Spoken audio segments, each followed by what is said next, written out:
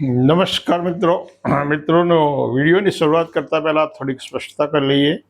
આજનો વિડીયો છે અર્થકારણને આધારિત છે, પરંતુ આમાં કોઈ વ્યક્તિ, કોઈ સંસ્થા અથવા તો કોઈ પણ સમુદાયને બદનામી થાય, એની અવહેલના થાય અથવા તો કોઈને કંઈ પણ પ્રકારનું નુકસાન થાય એવો કોઈ આશય નથી, પરંતુ સામાજિક સભાનતાના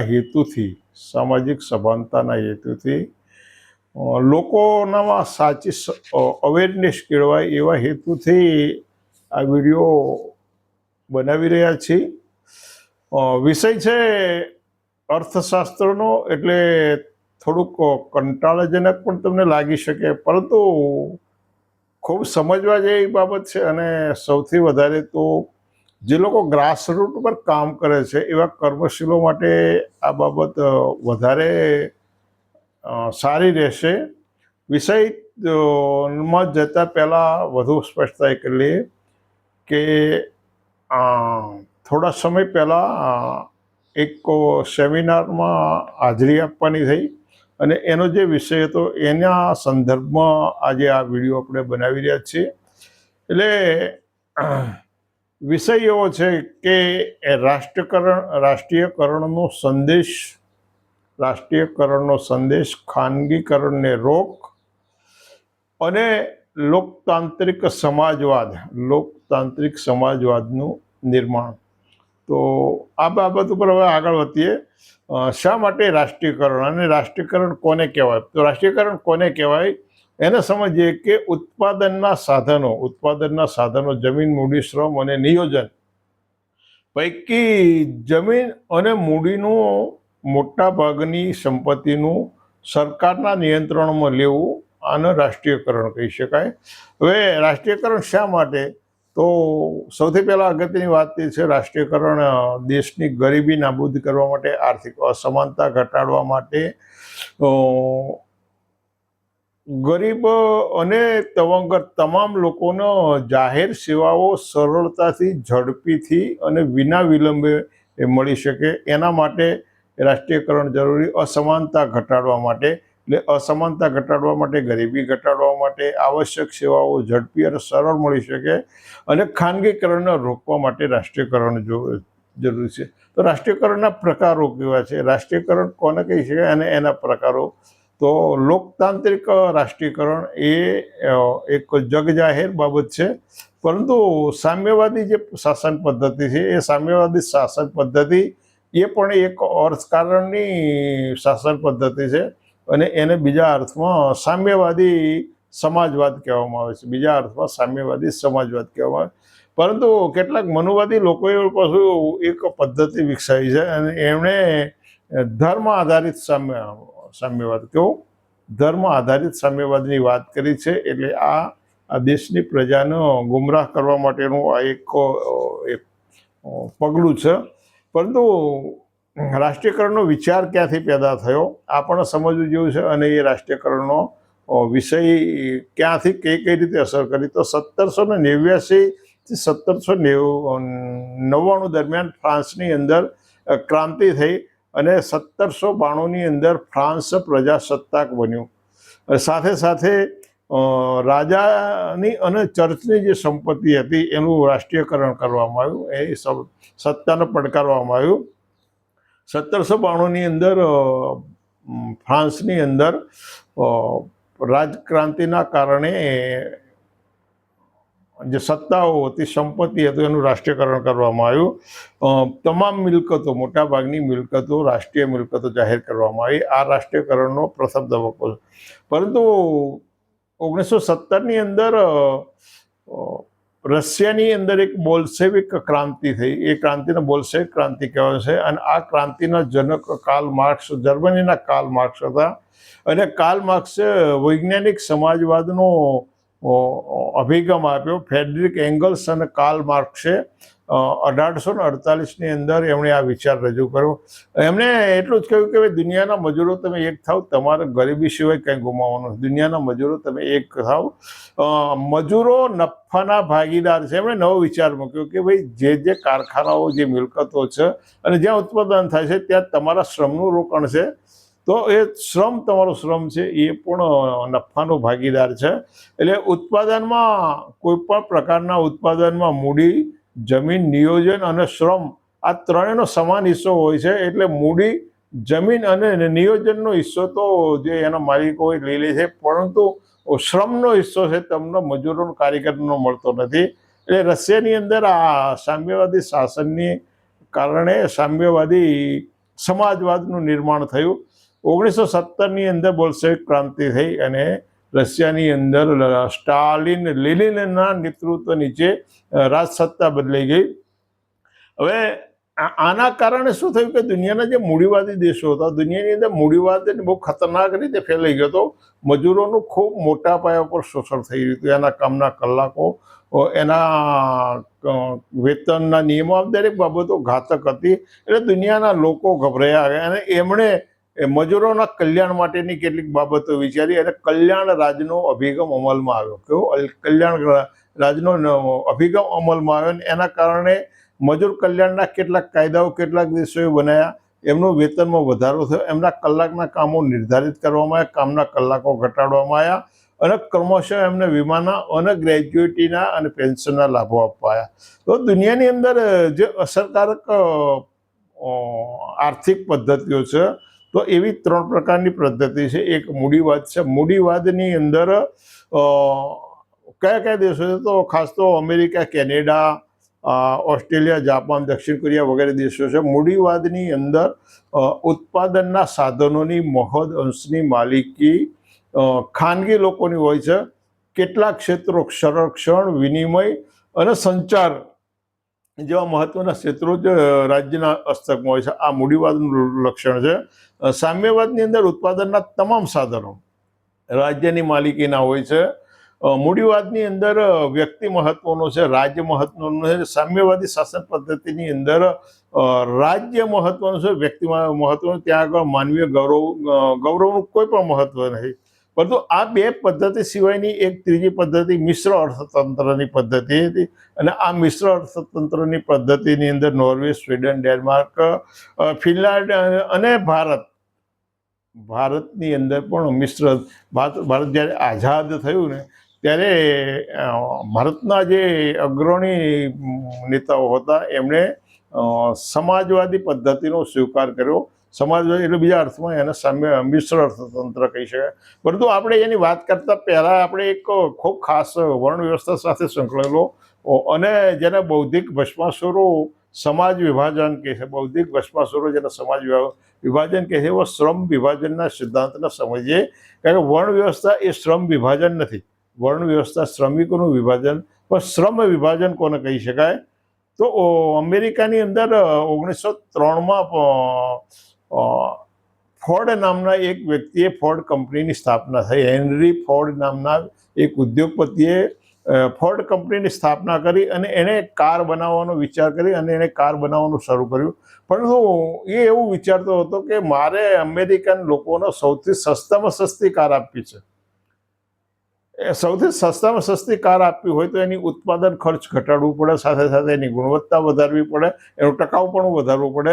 એના કારણે એ એના ઉત્પાદનની અંદર જુદી જુદી પ્રક્રિયાનો અમલ કરતો હતો અને એમાં એને એક સારો ભાગીદાર મળ્યો. ભાગીદાર સાથે મળી અને આ લોકોએ કન્વેયર બેલ્ટ, આ સમજો શ્રમ વિભાજનનું જે મુખ્ય પરિબળ છે કન્વેયર બેલ્ટ, એટલે કારના જુદા જુદા ભાગોનું જે હોય એસેમ્બલિંગ કામ હોય, એટલે જુદા જુદા કારીગરો એનું જુદું જુદું એસેમ્બલિંગ કરે અને એના કારણે કારની એની જે ગુણવત્તા છે, એનું ટકાઉપણું છે અને ઓછા સમયમાં વધુ ઉત્પાદન કરી શકાય.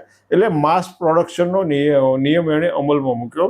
હવે આ માસ પ્રોડક્શનનો નિયમ છે શ્રમ વિભાજનનો, એને બહુ સાદી રીતે સમજવો હોય તો તમે જે કપડાં પહેર્યા છે એ કપડાને તમે જે અત્યારે પહેર્યા છે એ મૂળ આ સ્વરૂપે નહોતા, પરંતુ એક વિશાળ કાપડના સ્વરૂપમાં. હવે ગાર્મેન્ટ કંપનીની અંદર શું હોય છે કે શર્ટનું અથવા પેન્ટનું પ્રોડક્શન કરવાનું હોય, ઉત્પાદન કરવાનું હોય, એટલે એમાં એક કટર માસ્ટર હોય, એ કાપડના વિશાળ જે જથ્થાઓ હોય એને જુદા જુદા માપ સાઈઝ એમની પાસે હોય અલગ અલગ, એના પ્રમાણમાં એ કટિંગ કરે છે.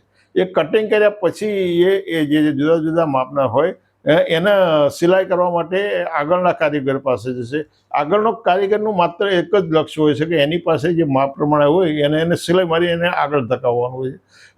એને બીજું કંઈ જોવાનું નથી. ભાઈ એનો જે આગળનો કારીગર હોય એની ઉપર બીજી ડબલ સિલાઈ કરશે, એટલે એની ગુણવત્તાનો માટે પછી આ જ પેન્ટના અથવા શર્ટના સ્વરૂપમાં તૈયાર થાય. એટલે એની અંદર ગાજનું કામ આવશે, બટનનું કામ આવશે, એના કડિયાનું કામ, આ જુદા જુદા કારીગરો બધું કામ કરતા કરતા છેલ્લે એનું ઇસ્ત્રી અને પેકિંગ. એટલે દરેક જે માણસ કટિંગનું કામ કરે છે, જે સિલાઈનું કામ કરે, ગાજ બટનનું કામ કરે, એ દરેકની કામમાં એની ચોકસાઈ આવશે, એની કામની ઝડપ વધ્યા કરે છે. એકનું એક કામ વારંવાર કરવાના કારણે આ શ્રમ વિભાજન છે. આ શું છે? આ શ્રમ વિભાજન છે. અને આ શ્રમ વિભાજનના કારણે એના ઓછા કલાકોમાં વધુ શર્ટ, ઓછા કલાકોમાં વધુ પેન્ટનું ઉત્પાદન કરી શકે, એના કારણે ઉત્પાદન ખર્ચ ઓછું થાય. આ શ્રમ વિભાજનનું સિદ્ધાંત છે. આને શ્રમ વિભાજન કહેવાય. પરંતુ જે બૌદ્ધિક ભસ્માસુરો છે એમણે આખી નવી થિયરી આનો વર્ણ વ્યવસ્થાનો શ્રમ વિભાજન કહી દીધી. હવે મૂળ વાત ઉપર આવીએ કે ભારતની અંદર સમાજવાદ અથવા તો મિશ્ર અર્થતંત્ર 1920માં જવાહરલાલ નહેરુ, રામમોહન લોહિયા અને વગેરે લોકોએ સમાજવાદનો વિચાર વ્યક્ત કર્યો. એ લોકો સમાજવાદી પદ્ધતિના અગ્રણી હતા. પણ 1950ની અંદર ભારતનું બંધારણ આવ્યું અને સંસદીય લોકશાહીની સ્થાપના થઈ. સંસદીય લોકશાહીની સાથે સાથે આપણે મિશ્ર અર્થતંત્રનું એ કર્યું. ઉત્પાદનના જે સાધનો, ઉત્પાદનના સાધનોની અંદર જમીન, મૂડી, જમીન આવે. ઉત્પાદનના સાધનો શું આવે? એટલે જમીન એટલે નરી જમીન નથી આવતી, પણ નદી, તળાવો, પર્વતો, ખાણો, આ તમામ જે બાબતો છે એ જમીનની અંદર આવી જાય. મૂડીની અંદર દેશની અંદર તમામ કારખાનાઓ, ઇમારતો, વાહનો અને ઉત્પાદનના જે તમામ એકમો છે અને નાણાકીય એજન્સીઓ આ મૂડીની અંદર છે. નિયોજનની અંદર શું આવે કે શ્રમનું કઈ રીતે સંસાધન કરવું, એનું ઉત્પાદન કઈ રીતે કરવું, એનું રોકાણ, એનું માર્કેટિંગ, ઓછામાં ઓછો ખર્ચે વધુમાં વધુ નફો કઈ રીતે પેદા થઈ શકે અને તમારી પ્રોડક્ટ વિશ્વની અંદર વધુમાં વધુ કઈ રીતે પ્રસ્થાપિત થઈ શકે, એનું કઈ રીતે બ્રાન્ડિંગ કરવું, આ તમામ બાબતો એના ઉત્પાદનથી માંડી અને ગ્રાહકની પાસે પહોંચે અને કંપની, જે તે કંપની વધુ વધુ નફો કરી શકે અને ગ્રાહકને ઓછામાં ઓછી કિંમતે પહોંચાડી શકે. આને નિયોજન કહીએ છીએ. એટલે જમીન, મૂડી અને શ્રમ નિયોજનની આ વાત થઈ. પરંતુ આ ત્રણ પરિબળો એકલા હોય ને તો પ્રોડક્શન ક્યારેય નેવર બી પોસિબલ. આ ત્રણ પ્રોડક્શનો એની અંદર સૌથી પાયાની જરૂરિયાત છે. એટલે ભારતની અંદર આપણે મિશ્ર અર્થતંત્ર કહીએ, પણ ભારતની અંદર સદીઓ પહેલાથી ધાર્મિક મૂડીવાદ અસ્તિત્વમાં હતો. આ એકદમ નવી બાબત છે. સદીઓથી ભારતની અંદર ધાર્મિક મૂડીવાદ હતો. વર્ણ વ્યવસ્થાએ બ્રાહ્મણ, ક્ષત્રિય અને વૈશ્યની પાસે છે ને મૂડી, નિયોજન અને જમીન રાખ્યા. વર્ણ વ્યવસ્થાએ ત્રિવર્ણોની પાસે જમીન, મૂડી અને નિયોજન રાખ્યા અને બાકીનો જે હિન્દુ સમાજ હતો એની પાસે શ્રમ રાખ્યો, તમારે વૈતરું કરવાનું અને સેવા કરવાની. એટલે આ ઉત્પાદનના જે ચાર સાધનો તો મૂડીવાદી અર્થવ્યવસ્થાની અંદર જુદી જુદી રીતે એની વહેંચણી છે. પરંતુ ભારતની જે અર્થવ્યવસ્થા હતી, ધાર્મિક અર્થવ્યવસ્થા, ભારતની અંદર ધાર્મિક મૂડીવાદ હતો ને એ ધાર્મિક મૂડીવાદના કારણે આ રીતે પહેલેથી એ થયેલું. પરંતુ કોંગ્રેસના શાસનમાં બેવડી નીતિ ચાલી. કોંગ્રેસના શાસનમાં બેવડી. કોંગ્રેસના ક્યાં વખાણવી અને ક્યાં ના વખાણવી એ પણ વિચારવા જેવું છે. પરંતુ એક બાજુ ઉત્પાદનના કેટલાક સાધનોની માલિકી રાષ્ટ્રની હતી મોટાભાગના, અને કેટલાક ઉત્પાદનના સાધનોની માલિકી ખાનગી ક્ષેત્રના હાથમાં હતી. એટલે 1949ની અંદર રિઝર્વ બેંક ઓફ ઇન્ડિયાનું રાષ્ટ્રીયકરણ થયું. 1955માં SBIનું રાષ્ટ્રીયકરણ થયું. 1969ની અંદર 14 બેંકોનું રાષ્ટ્રીયકરણ થયું. અને અત્યારે જે અનુસૂચિત જાતિ જનજાતિના જે સાહેબો બેંકોના મેનેજર થઈને રિટાયર થયા છે ને એ બધા આ રાષ્ટ્રીયકરણ 14 બેંકોનું રાષ્ટ્રીયકરણ થયું. અને એમાં એવું પાછા કેટલાક અપવાદરૂપ તો સાહેબો એવા છે કે એના બેંકનો કર્મચારી કહેવો કે નહીં, એ તમારે નક્કી કરવાનું, મારે નથી કરવાનું. એટલે 14 બેંકોનું જે રાષ્ટ્રીયકરણ થયું અને જે શેડ્યુલ બેન્કો હતો, ખાનગી માલિકોની બેન્કો હતો, એ બેન્કોને સરકારે એનું યોગ્ય વળતર ચૂકવી અને સરકારના તાબામાં લીધી અને એના કારણે એની અંદર ભરતી પ્રક્રિયા જુદા પ્રમાણે એટલે લોકતાંત્રિક ઢબે અમુક અંશે અમલમાં આવીને એના કારણે શેડ્યુલ કાસ્ટ, શેડ્યુલ ટ્રાઇબ અને ઓબીસીના લોકોને બેન્કોની અંદર સાહેબ બનવાનું સ્થાન મળ્યું અને એના કારણે પેલા વળપા સાધુ એવું કહેતા થઈ ગયા કે આ પેલા પરમાર, મકવાણા, રાઠોડને આપણે સાહેબ કહેવાના છે. એટલે આ રાષ્ટ્રીયકરણ હતું. 1978માં જનતા દળની સરકાર આવી, એણે 14 બેન્કોનું રાષ્ટ્રીયકરણ કર્યું. 2017 સુધીમાં ભારતમાં લગભગ 27 બેન્કો રાષ્ટ્રીયકૃત હતી. સાથે સાથે 257 જાહેર ક્ષેત્રના ઉદ્યોગો હતા અને એ પૈકીના 184 નફો કરતા હતા. એટલે આ જે ઉત્પાદનના સાધનો હતા, સાથે સાથે જે સહકારી પ્રવૃત્તિઓ શરૂ કરી અને સહકારી પ્રવૃત્તિઓ પણ એક રાષ્ટ્રીયકરણનું બીજું સ્વરૂપ હતું. એટલે સહકારી પ્રવૃત્તિઓમાં ઉત્પાદક મંડળીઓ, સેવા સહકારી મંડળીઓ, ક્રેડિટ મંડળીઓ અને સહકારી બેન્કો પણ આ ભાગ હતો. પરંતુ જુલાઈ 91ની અંદર ભારતમાં કોંગ્રેસ સરકારે નવી આર્થિક નીતિ એપ્લાય કરી અને એના કારણે એલપીજી લિબરલાઇઝેશન, પ્રાઇવેટાઇઝેશન અને ગ્લોબલાઇઝેશન, ખાનગીકરણ, વૈશ્વિકરણ અને વેપારીકરણ, આ નીતિના કારણે આની સાથે સાથે એક નવી આર્થિક સિસ્ટમ શરૂ થઈ. એટલે જે પરવાના રાજ હતું અને એના કારણે ઉદ્યોગોનું ગળું ટૂંપાતું હતું. એટલે પરવાના રાજ હતું ને, એની જે સત્તા હતી ને, એ આ ભ્રષ્ટાચારી બાબુઓના હાથમાં હતી.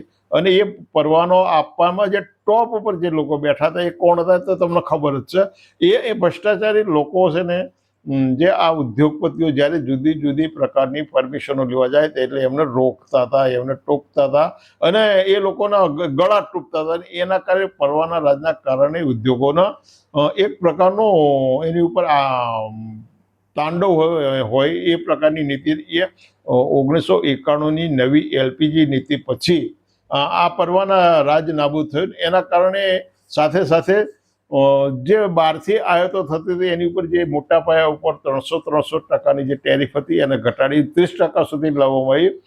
નિકાસના માટે પ્રોત્સાહન અપાય. આખી જે નવી નીતિ અમલમાં આવી અને એ નવી નીતિના કારણે ભારતની અંદર વિદેશી રોકાણ આવ્યું. સાથે સાથે ભારતમાં ભારતીય લોકો ઉદ્યોગ ધંધાઓ સ્થાપના થયા. પરંતુ આમાં 2 પ્રક્રિયાઓ કામ કરી. 1950નું બંધારણ આવ્યું, બંધારણની સાથે અનામત આવી. અનામતના કારણે શેડ્યુલ કાસ્ટ, શેડ્યુલ ટ્રાઇબ અને ઓબીસીના લોકો સરકારી નોકરીમાં. બેન્કોના રાષ્ટ્રીયકરણના કારણે આ જ લોકો બેન્કોની અંદર સાહેબ બનવા માંડ્યા અને એના કારણે 1995ની અંદર જ્યારે WTO વર્લ્ડ ટ્રેડ ઓર્ગેનાઇઝેશન સાથે સંધિ થઈ તો એની સાથે 12 સેવાઓનું ખાનગીકરણ કરવાનું નક્કી થયું અને એની અંદર શિક્ષણનું પણ ખાનગીકરણનો અભિગમ સ્વીકારવામાં આવ્યો. હવે આ જે બેઝ બન્યો, આ બેઝના આધારે મેં દેશ વિકને નહીં દેવું એવું કહેનારા મોદીએ તમામ એજન્સીઓનું ખાનગીકરણ કરવા માંડ્યું અને એ ખાનગીકરણમાં એમણે કંઈ બાકી નથી રાખ્યું. મોટા ભાગની જે ભારત સરકારની એજન્સીઓ, ભારત સરકારના જે એકમો હતા, મોટા ભાગના એકમોનું એમણે ખાનગીકરણ કરી નાખ્યું. 1991-92ની અંદર 31 જેટલી જે સરકારી કંપનીઓ હતી એનું ખાનગીકરણ થયું. 1994-95માં કેન્દ્ર સરકારે 6,1344 કરોડનું કંપનીઓનું વેચાણ કર્યું. એટલે જુદા જુદા તબક્કાની અંદર આ બધી કંપનીઓ રોડ વેચ્યા, એરપોર્ટ વેચ્યા, ઇન્ડિયન ઓઇલ કોર્પોરેશન વેચ્યું, બીજી 17 બેંકોનું ખાનગી, આ બધી વેચી અને પછી જે એનો ઉદ્યોગ ગૃહ હોય એની પાસે નાણાં લેવા. એટલે આ બધી કંપનીઓ, ખાનગી કંપનીઓ, એટલે આમને બે ફાયદા થયા. કારણ કે જે સરકારી એજન્સીઓ હતી એની અંદર અનામત હતી, એટલે અનામત નાબૂદ થાય. ખાનગીકરણમાં તો અનામત નથી, એટલે પેલા પરમાર મકવાણા હતા એમને પણ ત્યાંથી ખતમ કરવામાં. અને હવે નીતિ એવી, આખી સિસ્ટમ એવી ડેવલપ થઈ ગઈ કે સમગ્ર ભારતનું તંત્ર એક બાજુ એમ કહેવામાં આવે કે ભાઈ અમે મિશ્ર અર્થતંત્ર, પણ ભારતનું અર્થતંત્ર સંપૂર્ણ રીતે મૂડીવાદી અર્થતંત્ર એને બનાવી દેવામાં આવ્યું છે. ભારતના અર્થતંત્રના મોટા ભાગના ઉદ્યોગો, રેલવેનું ખાનગીકરણ થઈ ગયું, આરોગ્ય સેવાનું ખાનગીકરણ થયું, એરોપ્લેનનું ખાનગીકરણ થઈ ગયું, તમામ એજન્સીઓ જે તમે નથી જાણતા, સંરક્ષણ ક્ષેત્રની 41 કંપનીઓનું ખાનગીકરણ થઈ ગયું. અને છેલ્લે હમણાં ખાનગી કંપની દ્વારા સેટેલાઇટનું વીમો એ થયું. એટલે આ બધું સંરક્ષણ ક્ષેત્ર એ બહુ અગત્યનું છે અને એની અંદર ખાનગી, એટલે ભારતની મોટા ભાગની સેવાઓનું ખાનગીકરણ થયું છે. હવે આજનો વિડીયો બનાવવાનું કારણ એ છે કે એક અનુસૂચિત જાતિ, જનજાતિ, અન્ય પછાત વર્ગો અને લઘુમતીઓના હિતોના નામે કામ કરતા સંગઠન દ્વારા એક સેમિનાર યોજવામાં આવ્યો. એ સેમિનારમાં મને આમંત્રણ હતું અને એ સેમિનારની અંદર જુદા જુદા વિષયો હતા. એમાં એક વિષય એવો હતો કે રાષ્ટ્રીયકરણનો સંદેશ, ખાનગીકરણ ઉપર રોક અને લોકતાંત્રિક સમાજવાદની તરફ ગતિ. હવે મેં આખી સ્થિતિ એટલા માટે એ કરી કે આ સ્થિતિને તમે કઈ રીતે રોકી શકો અને તમે કઈ રીતે સમાજવાદનું નિર્માણ કરો. આખી વસ્તુ એવી છે કે દેશની અંદર ખૂબ વિશાળ પાયા ઉપર ક્રાંતિ થઈ જાય, કાં તો સશસ્ત્ર બળવો થઈ જાય, લોહિયાળ ક્રાંતિ થઈ જાય, તો આ સ્થિતિને તમે અટકાવી. કારણ કે અત્યારે ભારતના જે ઉદ્યોગ ગૃહો છે, એક વખત ત્રાજવાલેના દેશમાં વેપાર કરવા આવેલી કંપની આ દેશની માલિક બની બેઠી હતી. તો હવે તો અહીંના જ શાસકો એવા છે અને એમણે અબજોના અબજો રૂપિયા સરકારના ઓળવી લીધા છે. હમણાં બેંકોનું એક જે જાહેર થયું, 26,000 કરોડ કરતાં વધારે રકમ ગ્રાહકો પાસેથી જુદી જુદી બેંકોએ લૂંટી લીધી છે. એટલે આટલું બધું ખાનગીકરણ થઈ ગયું છે. આ કંપનીઓ ધારે ત્યારે આ દેશની સરકારોને નચાવી શકે એ સ્થિતિનું નિર્માણ થઈ જ ગયું છે. તમામ હવે શું ખાનગીકરણ નથી થયું એ સવાલ છે. તો એ આવી સ્થિતિને તમે કઈ રીતે બદલી શકો? આ સ્થિતિને બદલવી હોય તો સશસ્ત્ર બળવો કરવો પડે અથવા તો લોહિયાળ ક્રાંતિ કરવી પડે, જે ભારતની અંદર લગભગ અશક્ય એટલા માટે છે કે આવા લોકોને વર્ણ અને જાતિના વાડામાં વહેંચી અને એમને પહેલાથી વિભાજિત કરવામાં આવ્યા છે. એટલે આ ભારતની અંદર અશક્ય છે. બીજા દેશોની અંદર આટલા લાંબા સમય સુધી આ સ્થિતિ ના ચાલુ રહે. બીજા દેશોની અંદર આટલા લાંબા સમય સુધી આ સ્થિતિ ચાલુ ન રહે. ભારતની અંદર તો ભારતની અંદર આ જે સંગઠન કામ કરે છે અને જેને આ વિષય આપવામાં આવ્યો છે, એટલે જે ગ્રાસ રૂટ ઉપર આ સંગઠનના જે કર્મશીલો કામ કરે છે, એ કર્મશીલો એમના પોતાના પરિવારનો સમય આપે છે, પોતાના પરિવારના આર્થિક ભોગે, પોતાના પરિવારના સમયના ભોગે આવો કામ કરતા હોય, એ લોકો ભોગ આપતા હોય, એવા કર્મશીલોનો સમયનો આ સદંતર દુરુપયોગ છે. ફરી વખત રિપીટ કરું કે આ સંગઠનની અંદર ગ્રાસરૂટ ઉપર જે કર્મશીલો કામ કરી રહ્યા છે, એ કર્મશીલો પોતાના પરિવારનો સમય આપે છે, પોતાના પરિવારનો નાણાકીય ભોગ આપે છે, પોતાના પરિવારની બીજી બાબતોનો ભોગ આપી અને ગ્રાસરૂટ પર લોકો બહુ સારી રીતે કામ કરી રહ્યા છે. મેં જોયું છે, જાતે અનુભવ્યું છે. પણ એવા લોકોના આવો સબ્જેક્ટ આપવામાં આવે છે, એટલે જેણે આ સબ્જેક્ટ આપ્યો હોય એ લોકોનામાં વ્યવહારુ પણ નથી, એવું એમના સબ્જેક્ટ ઉપરથી પુરવાર થાય છે. જેણે આ વિષય આપ્યો છે, એટલે કોઈના આ વિષય આપનારને કદાચ એવી મહિષા હોય કે એમને ડાયરેક્ટ કાંસીરામ બની જવું હોય અથવા ડાયરેક્ટ આંબેડકર બની જવું હોય અથવા તો તથાગત ગૌતમ બુદ્ધ બની જવું હોય, અને એમણે આવો અવિચારી વિષય આપ્યો. આ વિષય 100% અવિચારી છે, માટે અમારે વિડીયો બનાવવો પડ્યો છે. ક્યાંય કોઈ વ્યક્તિની અથવા તો કોઈ સંસ્થાની બદનગીનો આશય નથી, પરંતુ આવો વિષય જે એ ગ્રાસરૂટ ઉપર એ સંગઠન સાથે જોડાયેલા ગ્રાસરૂટ ઉપર કામ કરનારા જે કર્મશીલો એ લોકો ઉત્તમ પ્રકારની સેવા આપે છે, પ્રમાણિક પ્રમાણે સેવા આપે છે, નીતિમત્તાથી આપે છે, અને ખૂબ આર્થિક ભોગ આપીને એ લોકો કામ કરે, સામાજિક ભોગ આપે, સમયનો ભોગ આપતા હોય. તો આવા કર્મશીલોના સમયનો સદંતર દુરુપયોગ છે, એમની બૌદ્ધિક શક્તિનો દુરુપયોગ છે.